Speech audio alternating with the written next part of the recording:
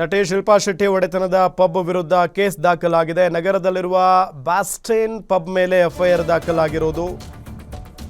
ನಟಿ ಶಿಲ್ಪಾ ಶೆಟ್ಟಿ ಒಡೆತನದ ಪಬ್ ವಿರುದ್ಧ ಕೇಸ್ ದಾಖಲಾಗಿದೆ. ನಗರದಲ್ಲಿರುವ ಬಾಸ್ಟೇನ್ ಪಬ್ ಮೇಲೆ ಎಫ್ಐಆರ್ ದಾಖಲಾಗಿರುವುದು. ಅವಧಿ ಮೀರಿ ಪಬ್ ತೆರೆದ ಸಂಬಂಧ ಕೇಸ್ ರಿಜಿಸ್ಟರ್ ಆಗಿದೆ. ಡಿಸೆಂಬರ್ 11ರಂದು ಮಧ್ಯರಾತ್ರಿ 1:30ರಲ್ಲೂ ಬಾಸ್ಟೇನ್ ಪಬ್ ಓಪನ್ ಆಗಿದೆ. ಈ ದಿನವೇ ಗ್ರಾಹಕರಿಂದ ಗಲಾಟೆ ನಡೆದು ಸುದ್ದಿ ವೈರಲ್ ಆಗಿದೆ. ಕಬ್ಬನ್ ಪಾರ್ಕ್ ಠಾಣೆಯಲ್ಲಿ ಪಬ್ ವಿರುದ್ಧ ಎಫ್ಐಆರ್ ದಾಖಲಾಗಿದೆ. ನಟಿ ಶಿಲ್ಪಾ ಶೆಟ್ಟಿ ಒಡೆತನದ ಪಬ್ ವಿರುದ್ಧ ನಗರದಲ್ಲಿರುವ ಬಾಸ್ಟೇನ್ ಪಬ್ ಮೇಲೆ ಎಫ್ಐಆರ್ ದಾಖಲಾಗಿದೆ. ಈಗ ಇದು ನಟಿ ಶಿಲ್ಪಾ ಶೆಟ್ಟಿ ಅವರಿಗೆ ಸಂಬಂಧಪಟ್ಟಿದ್ದು, ಅವರ ಒಡೆತನದಲ್ಲಿರುವಂತಹ ಒಂದು ಪಬ್ ಇದು. ಡಿಸೆಂಬರ್ 11ರಂದು ಮಧ್ಯರಾತ್ರಿ 1:30ರಲ್ಲೂ ಕೂಡ ಬಾಸ್ಟೇನ್ ಪಬ್ ಓಪನ್ ಇತ್ತು. ಈ ದಿನಾನೇ ಗ್ರಾಹಕರು ಅಲ್ಲಿ ಗಲಾಟೆ ಮಾಡ್ಕೊಂಡ್ಬಿಟ್ಟಿದ್ದಾರೆ. ಈ ಗಲಾಟೆ ಹಿನ್ನೆಲೆಯಲ್ಲಿ ಹೆಂಗಾಗ್ಬಿಟ್ಟಿದೆ ಅಂತ ಅಂದರೆ, ಈಗ 1:30ರವರೆಗೂ ಪಬ್ ಓಪನ್ಗೆ ಅವಕಾಶ ಮಾಡಿಕೊಟ್ಟಿದ್ಯಾರು, ನಿಯಮವನ್ನು ಉಲ್ಲಂಘನೆ ಮಾಡಿದೆ ಪಬ್ ಅನ್ನೋ ನಿಟ್ಟಿನಲ್ಲಿ ಈಗ ಎಫ್ಐಆರ್ ದಾಖಲು ಕೂಡ ಆಗಿದೆ.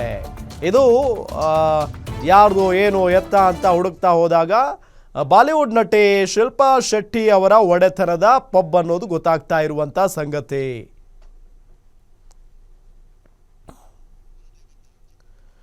ಸುಣಿ ನಿಮಗೆ ಅಲ್ಲಿ ಗಲಾಟೆ ಆಗ್ತಾ ಇರುವಂಥ ದೃಶ್ಯಾವಳಿಗಳನ್ನು ತೋರಿಸ್ತಾ ಇದ್ದೀವಿ. ಪಬ್ನಲ್ಲಿ ಆಗಿದ್ದಂಥ ಒಂದು ಗಲಾಟೆ ಇದು.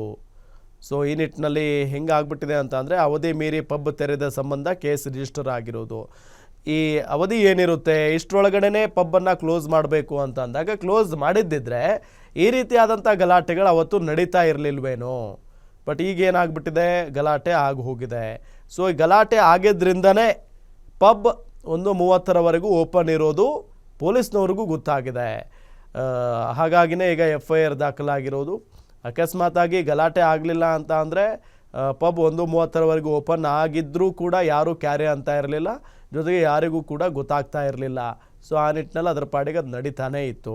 ಸೊ ಅವತ್ತು ಗ್ರಾಹಕರು ಗಲಾಟೆ ಮಾಡಿಬಿಟ್ಟಿದ್ದಾರೆ ಕುಡಿದು. ಹಾಗಾಗಿನೇ ಈ ವಿಡಿಯೋ ಕೂಡ ಸಿಕ್ಕಾಪಟ್ಟೆ ವೈರಲ್ ಆಯಿತು.